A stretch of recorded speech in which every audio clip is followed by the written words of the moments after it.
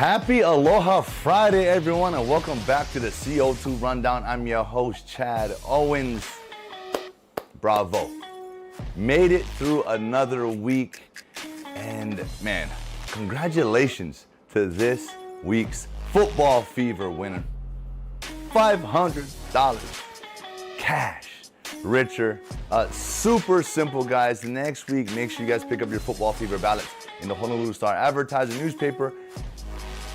Mark down your picks, turn it in by Wednesday at Select Long's Drugs. And I want to take this time to also thank our sponsors for Football Fever, Hawaiian Telecom, Mercedes-Benz of Honolulu, and Long's Drugs. Guys, like we always do, let's dive on in to the CO2 Rundown.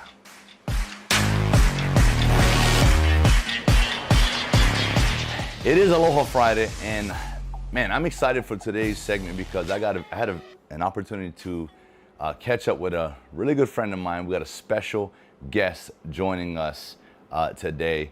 I'm gonna intro him later, but right now, hey, Aloha Friday. Who doesn't want good news on Aloha Fridays? And you know, today we're expected to hear from Governor Ige on loosening these restrictions.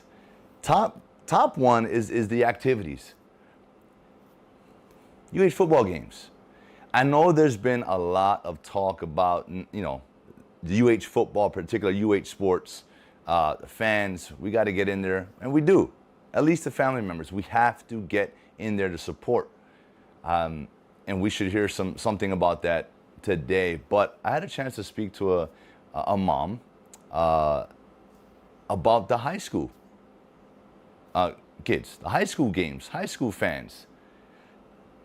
If the University of Hawaii is going to allow fans, at least family members, with certain protocols and things that they have to abide by, that should directly be copied and pasted at the same time to the high school level. In my opinion, that's what would be fair. And that's all everyone is asking for. It's just some fairness when it comes to this stuff. So, you know, I'm looking forward to hearing more about this. And you know what? It's time. It's time. Dave Reardon actually has an article in today's Honolulu Star-Advertiser talking specifically about this topic. And hey, fingers crossed that we get the good news today. University of Hawaii Rainbow Warrior football team may have landed a top linebacker in recruiting who has Hawaii ties. You know, Noah Kema spent time here with grandparents in the summers, attending programs, but has attended high school, right, in the mainland. His father is in the coaching game and has, you know, in that life, you know, there's different opportunities that come in different places. So you got to go and, you know, almost like a military type deal there, where you're constantly moving. But I spoke to one of the UH recruiters, and that's what they're doing this past week during the bye week. They're heavy in recruiting.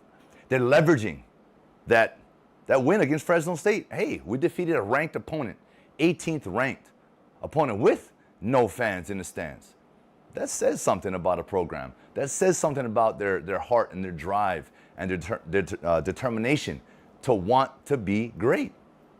And so I know that they're leveraging that, you know, recruiting here locally in the mainland. And man, to bring back one of our own will be huge. And I know that has to be a point of sort of focus for University of Hawaii Rainbow Warrior football team is, hey, keeping the local boys here, right? Because that's where you're going to get even more of the support. And yeah, I mean, we're going to recruit the best, try to get the best of the best from everywhere. But I know that home needs to be a focus. And so congratulations to the University of Hawaii for getting a commitment by Noah Kema. And if you do end up coming here, brother, hey, welcome back to the islands and good luck. Man, and after suffering its first loss in Hawaii since 2016, the St. Louis Crusader football team, according to Paul Honda, is hungry. More hungry than ever. And as they should be. man, that's what adversity does for you. It fuels you. It allows you to go back and to evolve. You know, I don't think St. Louis, that program, the coaches, players, I don't think anyone was ever, you know, getting comfortable and thinking we're just going to breeze on through this thing. But sometimes you need that slap in the face. You need that punch back. You need to take that L, right? And that L is a learning. It's not a loss. It's a learning experience. We need that sometimes to evolve and to go back and to dig a little deeper, to scrape the tank a little bit more. And so look out, because I know the coaches over there, the players, now they feel as if they've got something to prove. Hey, Major League Baseball playoffs is in full swing. Today we got 4 games, 2 in the ALDS. The Rays are taking on the Red Sox. The Astros are taking on the White Sox. And in the NLDS, Giants versus Dodgers. Let's go. Brewers versus Braves. All you baseball fans, I know you guys are tuning in. And like I said, playoff baseball is when I love to tune in. It's when just more exciting plays seem to happen, in my opinion. You know, walk-off home runs, as we noticed the other day. You know, it's exciting stuff. You know, Major League Baseball has become more of a it used to be the pastime sport, the pastime game, but now it's entertainment, right? All sports are entertainment, and Major League Baseball, especially in the playoffs, are very entertaining. Okay, now it's time to introduce my very special guest, longtime friend, and you guys know this guy because he has been everywhere. He does so much for the community, especially in the fitness realm. Egan Inoue, man, I had a chance to catch up with him, and boy, does he have a story. We were on a connection level when we were chatting that was so high, we could have just kept going for hours. But hence, you know, we got the condensed version here on the show, but make sure you guys go watch the entire interview on YouTube after this. But look, Egan Inoue, brother, thank you so much for taking the time out of your extremely busy schedule to join us here on the CO2 Rundown. Check it out. What's up, guys? Your boy CO2 here. It's the CO2 Rundown. And I got a very special guest, Egan Inoue. We're over at Egan's Boot Camp, catching up with the GOAT, man. This dude's got world titles on world titles, 3 different sports. He's the man, the myth, the legend. Egan, oh, so good to catch up with you, man. Thank you. Bro, look at, how do you stay in such phenomenal shape, brother? Boot camp, coaching, training, foiling, all of the above. That's amazing. Something I found out, you know what, it may have came in, I may have, seen something, but totally forgot about it. Bro, well, first of all, congratulations. Last year, International Racquetball Hall of Fame. Yeah. Racquetball Hall of Fame, guys. I know we all know Egan's boot camp, MMA, all that stuff, but Racquetball Hall of Famer. 21 years old, world champ. How do you even get into racquetball? You know what? It's a funny story because I got into it because of my mom. I was like 16 years old. I mean, you know this, right? If you're 16 years old and your mom challenges you in a sport and you lose, you can't quit, right? So I didn't quit, and I had to beat my mom. Then she introduced me to some old guy with, you know, knee brace, elbow brace, can't barely run. Lose to him, can't quit now. And then it started. Then I wanted to be the club champ, state champ, regional champ, and then just kept going. Just that competitive fire, that juice. So where did that come from? That want to, like, nah, I'm not going to take that L. I got to come back and play you again until I win. Yeah, I don't know where that came from. I think it's just like hard head, right? You're just a little bit stubborn, a little bit, you know, wanting to be better, and that's all it is. Yeah, you guys heard it. Look, you got to be stubborn to be successful. It equates to it. It's that, we're going to talk about it later. It's that relentlessness. But like I alluded to earlier, man, everyone knows you as an MMA fighter, jiu-jitsu. Yeah. So when was it that you started jiu-jitsu? Was it after racquetball? Was it during? How did that transition come up? So the way it transitioned, well, I started jiu-jitsu at the kind of the ending part of my racquetball career. Why? My brother started. Right. So my brother did jiu-jitsu, and he was like, Ian, you gotta try it. And then one day, like at my mom's house, we cleared all the cultures on the side, and then we had and he goes, well, because before then I was like Taekwondo, I had my black belt, Karate, I had my black belt, I had Wing Chun. I mean, I had all these martial arts, and my brother had nothing except 3 months of jiu-jitsu. So I was like, man, I'll knock you out before we can get to the ground. And he's like, you want to try? I'm like, I don't want to hit you, man. And then he goes, just try, just go. And then he submitted me, like I couldn't. And then I was trying to throw real punches, and they got worse. So Wow. the more I tried to hit him hard, the worse I was getting taken down. And then he would submit me so fast. Then we had rug burns everywhere, right? And then I was like, frick, I got to do this. That stubbornness kicked in. Oh, yeah, again, right? And then, then we were at a racquetball nationals. We got into a car accident. The guy came out of the car.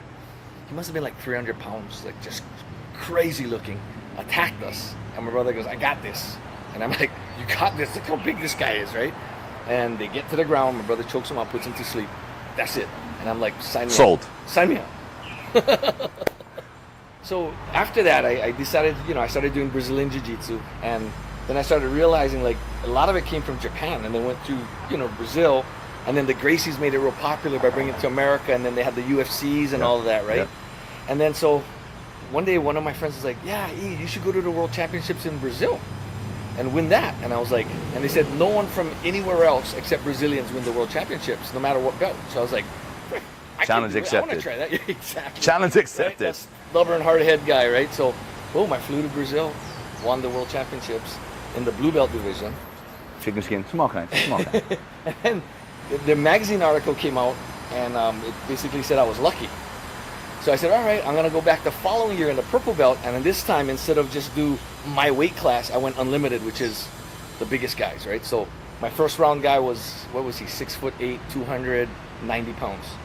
That's who they gave me first round because they wanted me out right away. Well, let's just pause for a second, right? Your brother, Ensign, your brother? Ensign, yeah. Ensign, yeah. Right? He witnessed Ensign take on a 300-pound guy. Yeah. So that was the motivation he needed. 6'8", 298, I got this. Yep. And then won that, and that was it for my jiu-jitsu. And after that was fighting. It turned right into MMA by accident again, because I never really wanted to fight.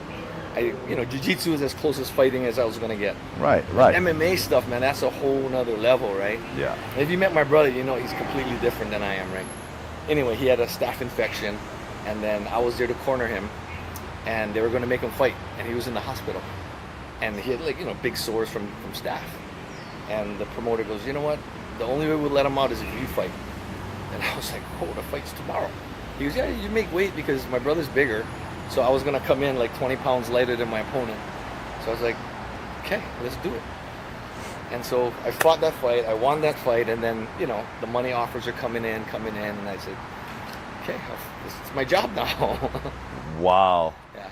Okay, so jiu-jitsu happens, MMA. You have this big fighting career, right? Everyone in Hawaii knows Egan Inoue. The name is blowing up. Yeah. The end of that. What was that like? I guess my question is, when was that? And then was there a time of like depression? Yeah. Man, I'm not in that spotlight anymore. I'm missing the lights of the big moments. Yeah. I'm gonna be honest and open and vulnerable here. I dealt with that. You do something for so long, it becomes a good addiction. It's like, man, I live for that big moment. I live for the crowd. I live for that energy, right? And then when it's suddenly like gone, how did you handle that? And then what did you do to sort of like get over that? Yeah. Okay, so when I was fighting MMA, when I was, I think, 38 years old, I was going through this brutal divorce, fighting for child custody, and I had a hard time fighting. That's when I started getting injured. All the way until then, I was never getting injured. And then right when I started that divorce court, my attorney's like, you gotta stop fighting. But I'm like, how am I gonna make money? That's how I'm making my money now, right? And so I started getting injured and I started getting hurt. And so I retired and I quit for about 5 years. Divorce was over, everything. And then I had this one young kid that just kept calling me out the whole time. And I thought, he's been winning. He's 15-0. 21 years old, I was 42. So I came back, made my comeback. Won that fight, and I thought this is a great time to win, to quit right when I'm on top. But like you said, afterwards you kind of like you miss that feeling. But for me, like every fight, right before the fight, right before I get on, I'm sitting in the back and I'm going, I don't know why I do this. I'm never gonna fight again. This sucks. This is the most horrible feeling ever. And then I would fight. And then after that, I'd forget about that feeling. Then the next fight, it was the same thing. And it was the same thing over and over because, like, for me, I'm really not that fighter, right? And not too long ago, I started thinking about all of that because that transition you're talking about is a tough transition. And for me, it wasn't necessarily the spotlight or that pressure. I didn't know what it was. It was like just having something to live for, sort of. It sort of became your identity. You didn't let MMA identify you, but it became that thing that you were attached to. I can feel that 100%. It's it's tough, right? So I went and I started training all my guys, and I had a whole group of guys that I was training, but that still doesn't fill that gap for me. It wasn't like I was never the guy that wanted to be a spectator or a coach, or I wanted to be the guy in the fire. That stubborn guy. Yeah, right. Stubborn. Even my brother fighting, it was just the hardest thing watching my brother fight and coaching him. It was just not a good thing, right? And I never really figured it out. And then we started, doing like a boot camp thing. And my wife was like, hey, let's try this. And I was like, I don't want to do boot camp, man. It's like not to be say anything bad against pro wrestling, but it's like a guy who fights real fights, and then you go choreograph fights, and it's like I wasn't gonna do that. And I was like, I'm not gonna go be like Jane Fonda or one of those. I can't do Taibo. I'm not gonna do any of that stuff. Turbo kickboxing. No, can't. But I tried it anyway, and I did it, and it turned out really good, and it kind of just shifted, and that passion for the competition and all of that kind of switched to where the success that I got changing people's lives turned out to be now like my passion. That was fulfilling. That's my fire. That was the fulfilling thing. Yep. And it just took a minute to turn on and to fill that missing cup. And it's like it's not really a job. If your work is enjoyable, it's not even a job for me. This is like playing. Yeah, I love it. I mean, when I think of Egan's boot camps, like this was how many years now? Long time, man. A while. Yeah. We were in YPO for a while. Yeah, a while. You guys. You're like the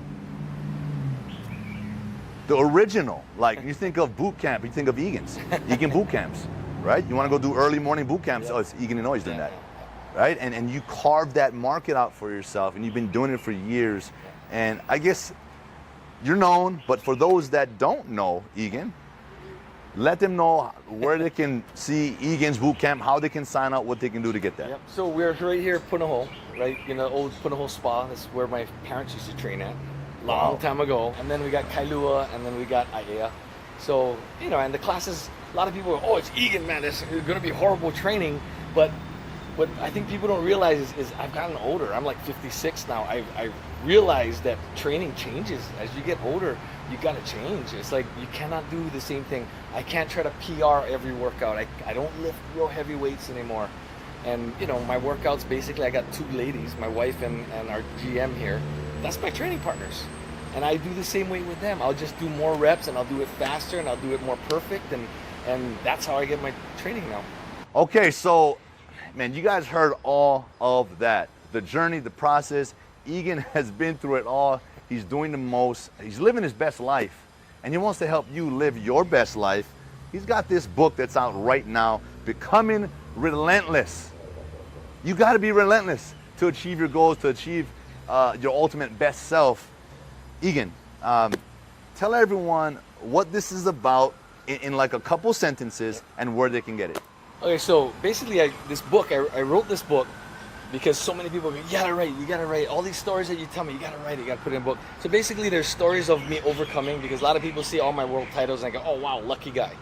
Right? And they don't realize that I failed so many times. So I got all my little failures, and at the end of it, I have like a little area where you can write notes. And so kind of like a study book is what it is. And what I'm trying to do is I'm trying to get people to chase their dreams, go for it, especially the younger people.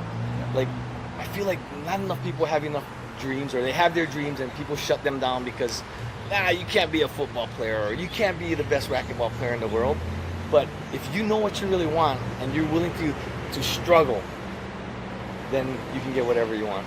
But you got to be relentless. So that's it. That's what that book's about. So right now, where can they get the book? So you can get it Barnes & Noble right in Honolulu. I mean, right in Ala Moana Center. We got Barnes & Noble there. They got the books there. You got a website that they can get it from as well? I got EganInoue.com, or you can just look up boot camp and then you can find me. I'm super easy to find. Perfect. Yeah. Well, look, I can't wait to tap into this. I want to, relentlessness, that's been part of my journey as well, but everybody has their own relentlessness. Everyone has their stories, their things that they had to overcome that kept them going, their failures, right? Their learning experiences. So, man, I can't wait to dive into this. Appreciate it, man. Appreciate your time. And one of these days, we're gonna have to do some racquetball, and I gotta come train with you, man. Appreciate you, brother. Thank you. Great catching up. Thanks. And that is it for today's show. I want to thank you all so much for tuning in on this Aloha Friday.